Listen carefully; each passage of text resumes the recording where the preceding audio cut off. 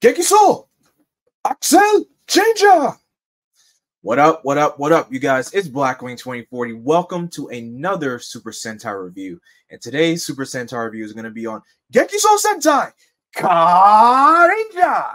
I just had to add a little extra flair to that because Carranger is a really hilarious and also a fun show at the same time. And I gotta say, with this being my second time watching this show, I really enjoyed it a lot more than I did the first time around. The first time I watched Carranger, it was just like the first couple episodes felt very. This show was just weird, straight up weird. But as I went through it, I'm like, okay, there's some story here within this weirdness of the show. But again, watching it for a second time, 10 times better. And I really thoroughly enjoyed it this time around. So let's talk about the plot synopsis. Dapu, a young alien from the planet Hazard, is forced to leave his home after it is destroyed by the universal reckless driving tribe, Bozok, a gang of wild thugs who run rampant throughout the universe by causing chaos on planets before ultimately blowing them up. Dapu has knowledge of car magic, a special magic connected to 5 car constellations that give great power.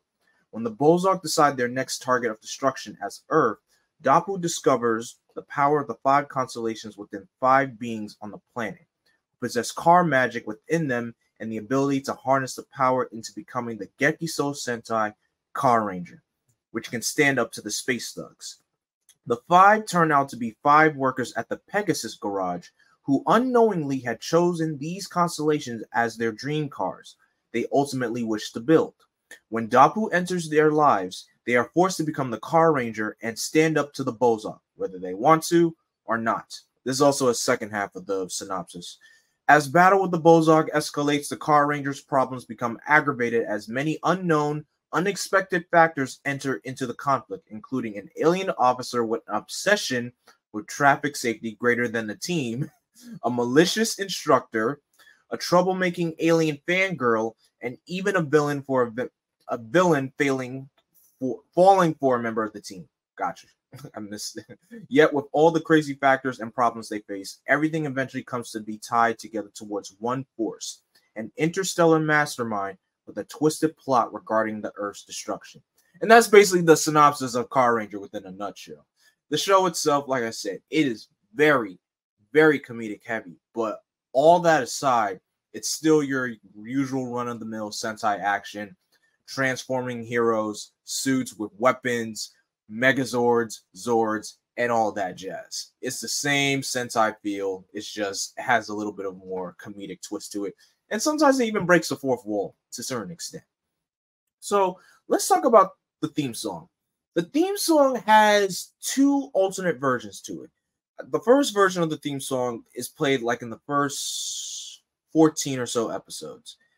It's all right, but the second version of the theme song is the exact same thing. It's just that the melody and just the sound of the theme song is a little bit different. I actually like the second version of the theme song a lot more than I do than the first one. It's the way how it starts. It's just like, it's like an engine car starting, and then it just builds and builds and builds, and then it just gets revving up with action. No pun intended with the car themes and everything, but I like the second version a lot better.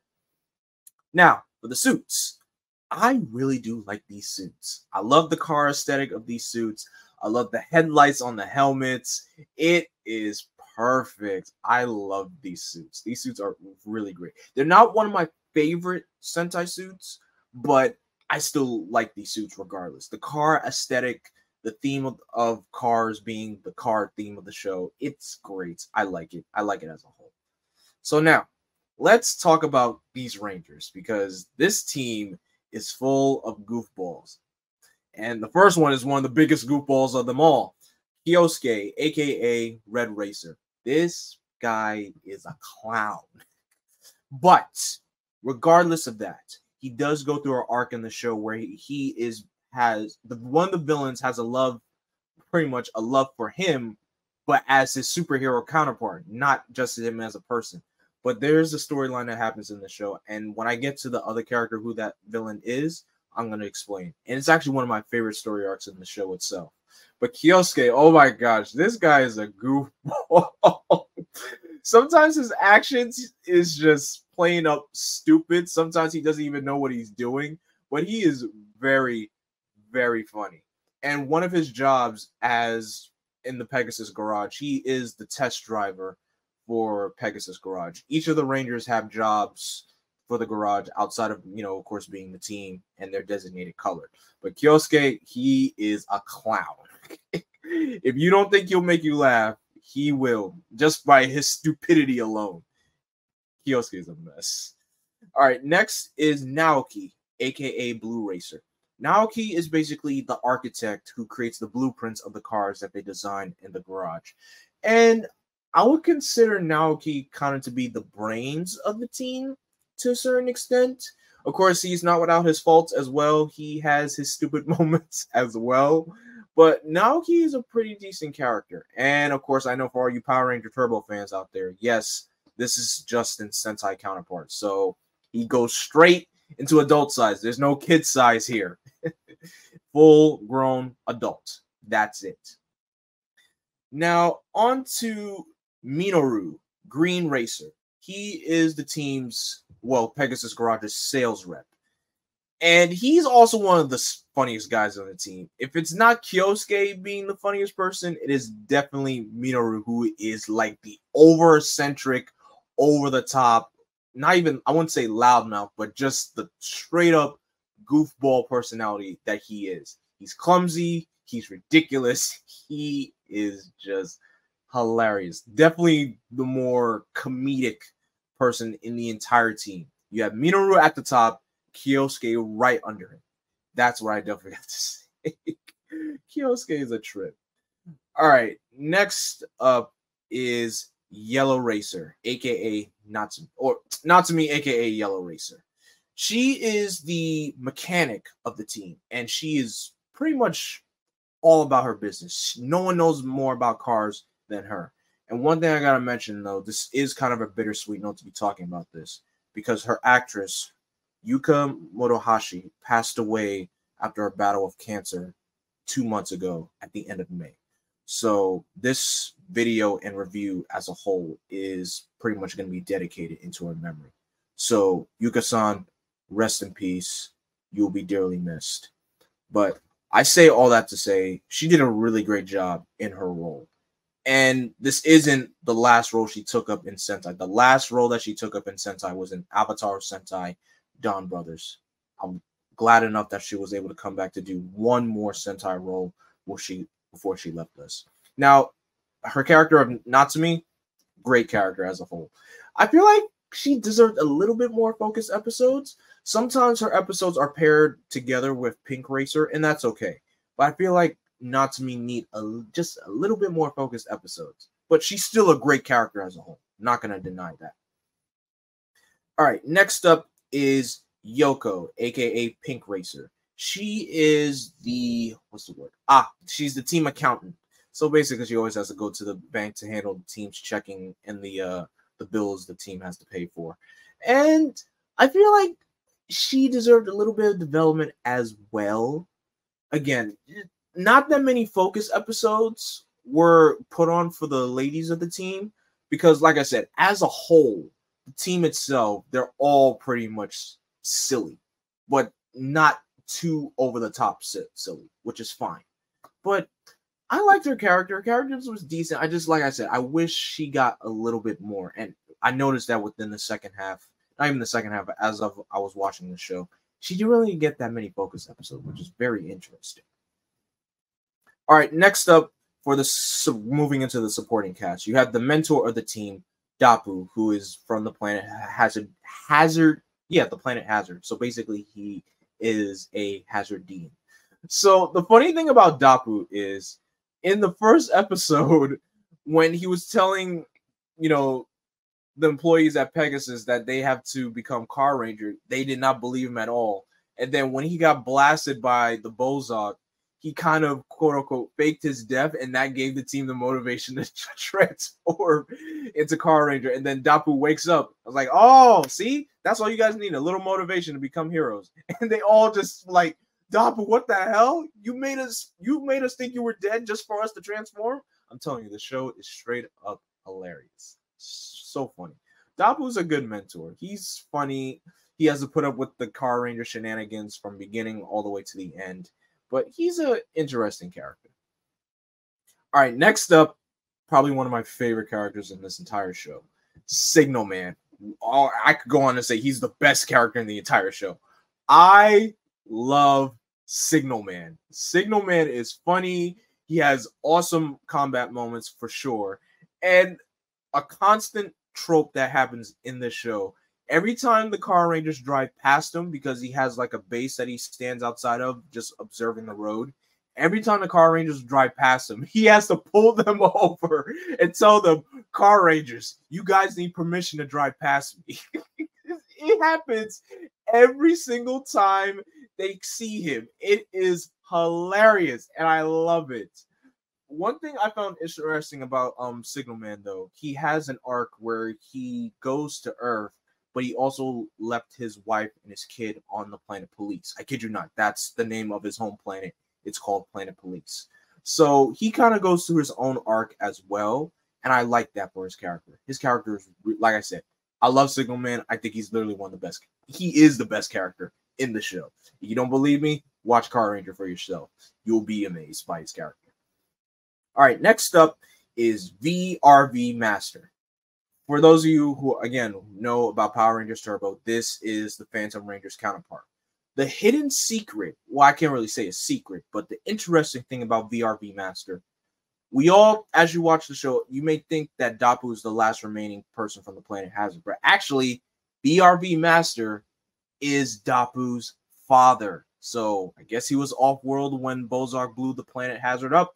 So he's the one that gives the Carrangers their new set of Zords, their secondary vehicles, their secondary powers, everything, all that good stuff.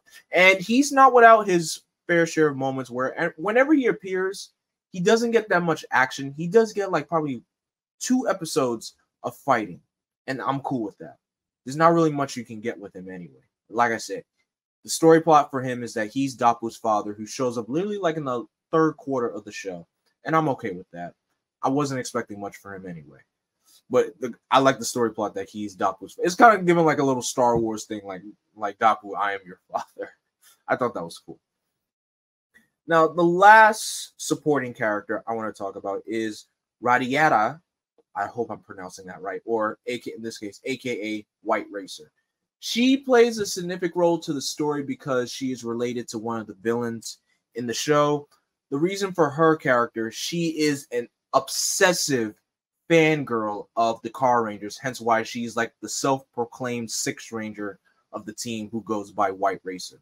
She doesn't really appear that much in the show, but mostly, like I said, she's just self-proclaimed hero who loves the Carrangers very much. She has her own little vehicle go-kart that also has a mech form, but can only be active for like 60 seconds. That's it. But I find her character very interesting. Now, on to the villains. First up, we have Dynamo. Now, this guy, again, like I said, this goes back to the whole comedic trend of this show. Dynamo doesn't really get his hands dirty that much, but he tries to be the very best at being evil when he can, but he tries his best. That's all I can say. Dynamo tries his best.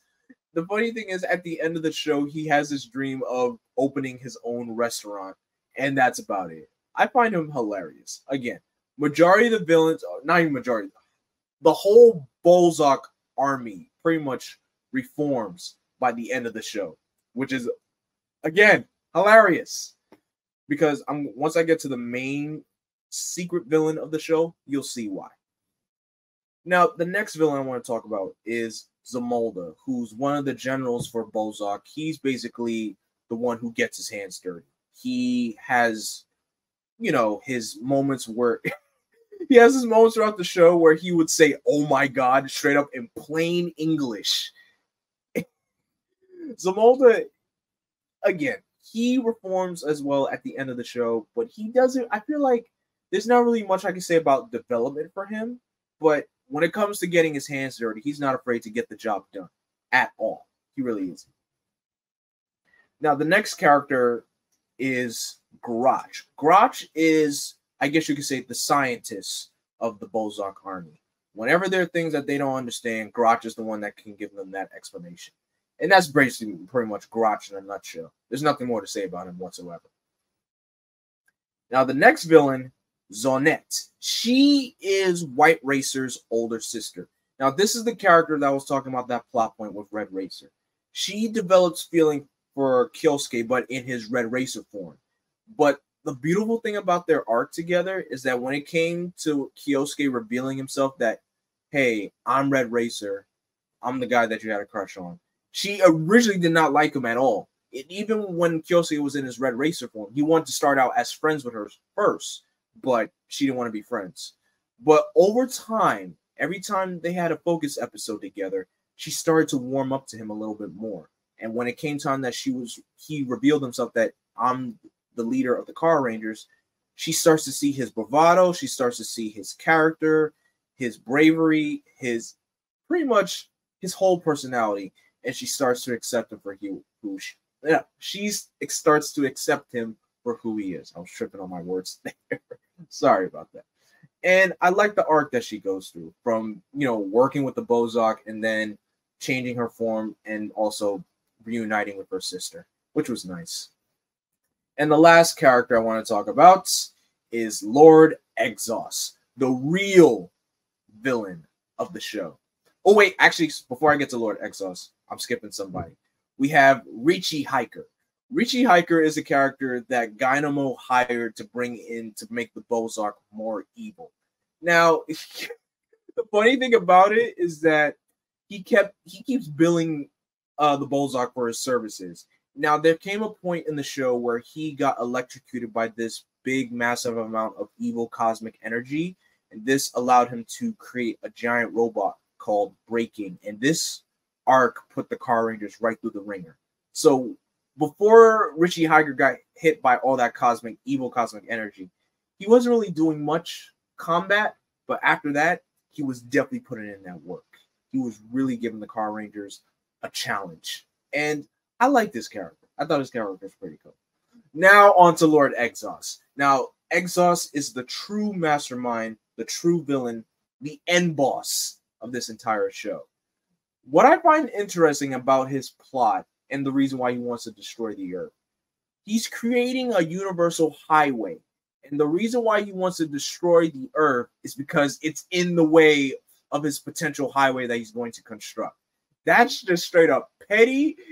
And if that's not evil, I don't know what is. And also a cool thing about Lord Exos is he basically says the Bozark are just his underlings. Pretty much once the highway is finished, he's just going to toss them into the trash. That's basically what they are. Ends to a bigger goal.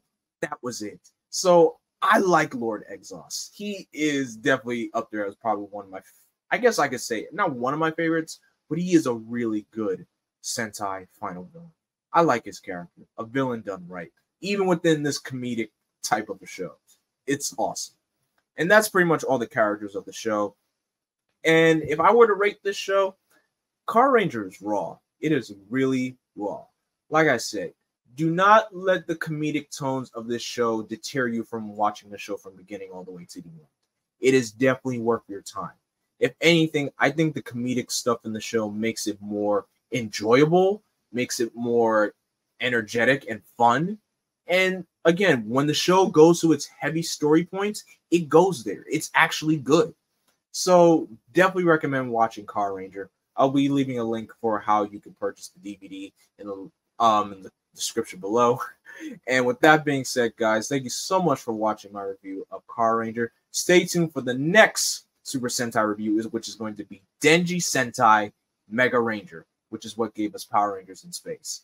I'm actually looking forward to watching Mega Ranger. I enjoyed it the first time I watched it, so it's going to be really, really cool to watch it again for a second time. So, in the comment section below, what did you guys think of Carranger? Did you think it was good? Did you think it was bad? Are you in between it? Let me know in the comment section below. And be civil, because my opinion may be different than yours, so respect other people's opinions. But of course, folks, don't forget to follow me on all my socials. Don't forget to like, comment, share, and subscribe, and click that bell to be notified whenever I go live or whenever a new video goes up. But until then, folks, I am Vengeance, I am Darkness, I am Blackwing. Stay golden.